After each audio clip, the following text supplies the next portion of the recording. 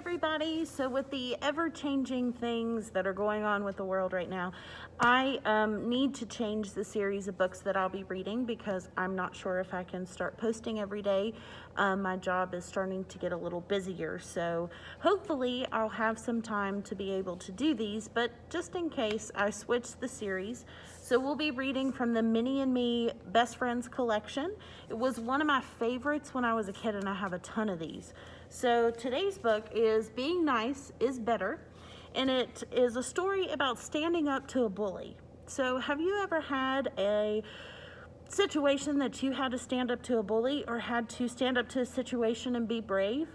If so, I would absolutely love to hear about it and the outcome. If you want to post in the comments here on my Facebook post or here on the comments on my YouTube channel, I'd love to hear about the different situations that you've stood up and be brave.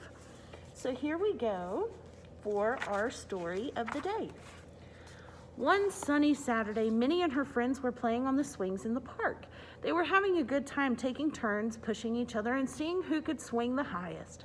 "Look at me," shouted Daisy. "I could nearly touch the sun." "That's because I gave you such a good push," Penny said.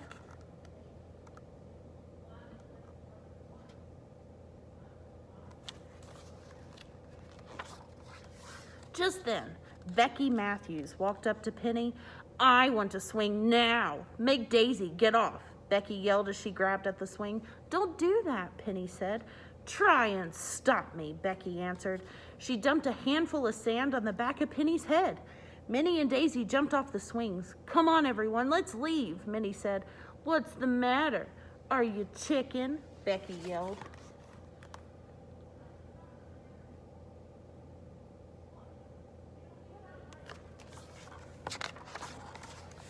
"To my house," Minnie shouted. The girls ran from the park as fast as they could, and they didn't stop until they reached Minnie's backyard.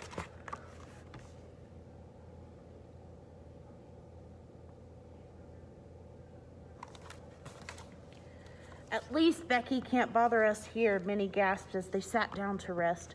"Well, she bothers us everywhere else," Daisy complained. "At the park, at school. She's a big bully." "I'm scared of her," Clarabelle whispered. "I think she likes it when we get scared and run away," Minnie said. "Maybe if we ignore her, she'll stop pestering us." "I'll try anything," Penny said. "This is the 4th time this week she put sand in my hair, and I'm getting tired of washing it."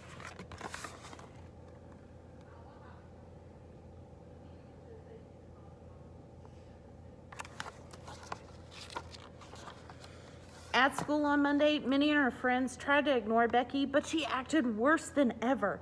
First, she pulled the ribbon from Lily's hair. Then, during recess, she made fun of Clarabelle's walk. Clarabelle just kept on walking.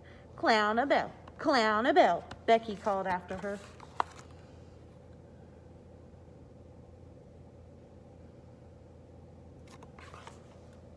At lunch, Becky cut in front of Penny in the cafeteria line. Penny tried staring at the ceiling and ignoring her, so Becky knocked Penny's milk on the floor. When Becky dumped Minnie's schoolwork out of her book bag, Minnie didn't say a word, not even when Becky stepped all over her papers.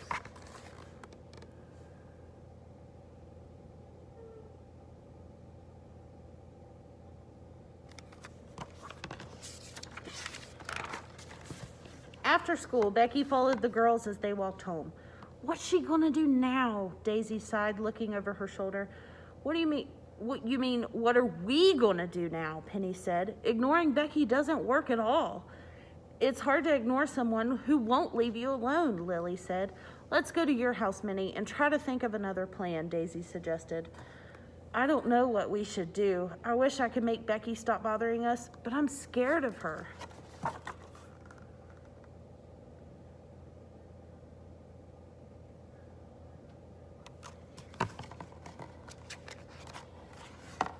"There must be a way to make Becky stop bullying us," Minnie said as she made her friends peanut butter and banana sandwiches.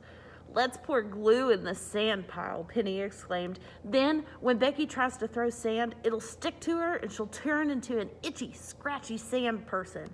Clarabelle giggled. "We could push her so high in a swing that she gets stuck in a tree." "We could make her jump into a big hole full of peanut butter so she'd stick," Daisy added. Everyone started to laugh. They laughed so hard for a minute they forgot to be scared of Becky. Being mean to Becky wouldn't make us just as mean as she is, Minnie said. But don't worry, we'll think of something, I'm sure.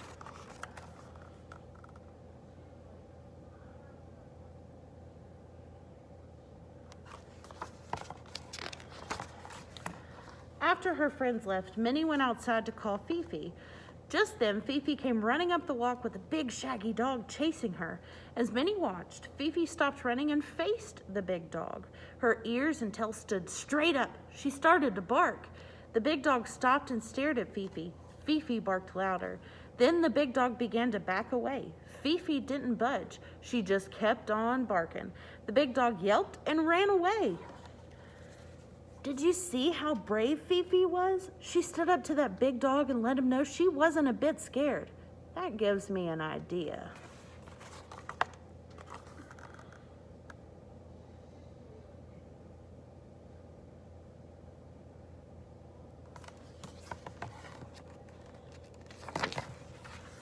After school the next day, Minnie waited for her friends to walk home with her so she could share her idea. I can't walk home today, Minnie, Clarabelle said. I'm going to the dentist. We're going shopping for new gym shoes, Penny and Lily explained.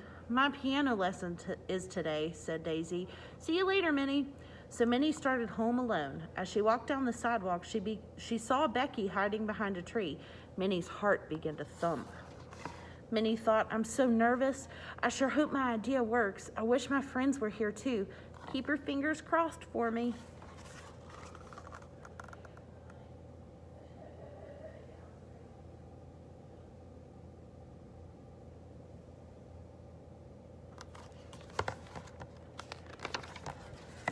Na na na na na na, skinny Minnie, Becky yelled. She jumped out from behind the tree and knocked Minnie's school books on the ground. I have to be as brave as Fifi, Minnie thought to herself as she picked up her books. She stood straight up and tall and looked Becky right in the eyes.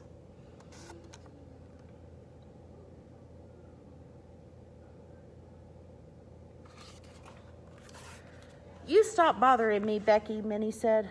Make me, Becky answered, putting her hands on her hips. Minnie looked at Becky and remembered all her friends' funny ideas. She imagined Becky covered with sand, stuck in a hole full of peanut butter, or maybe up in a tree. Minnie started to smile. Her smile grew into a great big grin. She started to giggle, and suddenly she forgot to be scared.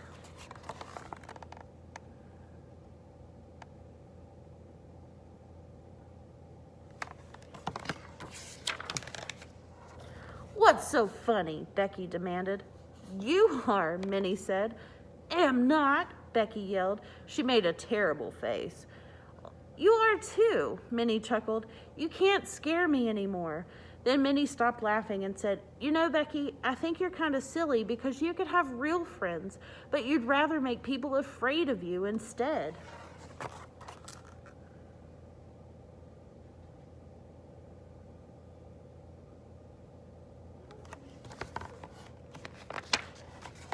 Suddenly, Becky started to cry. No one likes me. I just want someone to pay attention to me. Before Minnie could answer, Becky ran away. Minnie watched her go.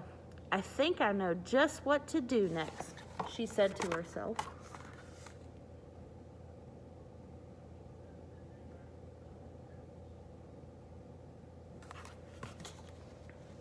When Minnie got home, Fifi was waiting for her. Oh, Fifi, you gave me such a good idea yesterday, Minnie said, and it really worked. Here's a treat for being such a good dog. Fifi didn't know what Minnie meant, but she liked the crunchy dog biscuit Minnie gave her. That night, Minnie called Daisy, Clarabelle, Penny, and Lily. Meet me at the park tomorrow, she said. I have a surprise. Then she made one last secret phone call.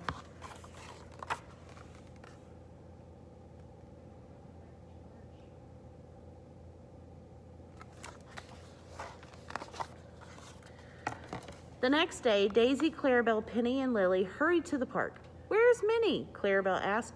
What do you think her surprise is? Penny wondered out loud. Well, I just hope Becky doesn't show up and ruin it, whatever it is, Daisy said.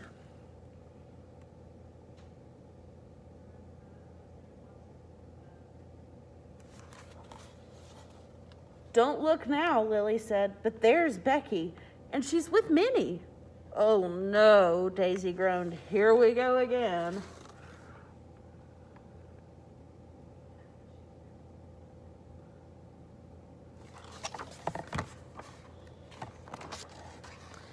Hi, everybody, Minnie said. I asked Becky to play with us today. Hi, Becky said softly. Everyone was very quiet for a minute. I'm sorry I threw sand at you the other day, Penny, Becky said. And I'm sorry for being mean to Clarabelle and Lily and Daisy, too. I don't want to be a bully anymore, she told them. I'd rather be your friend.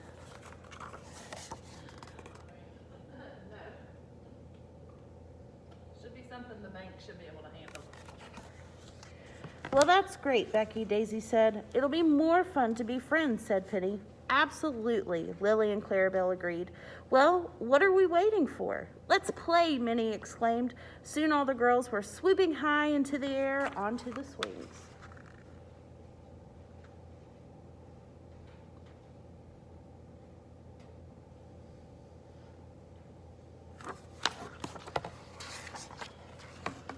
When it was time to go home, Penny, Clarabelle, Lily, Daisy, and Minnie gathered to leave. Becky hesitated for a minute. Then Minnie turned and waved to her. Come on, Becky, Minnie called. What are you waiting for? Soon Becky was walking down the sidewalk, arm in arm with her new friends, making plans for what they would do tomorrow.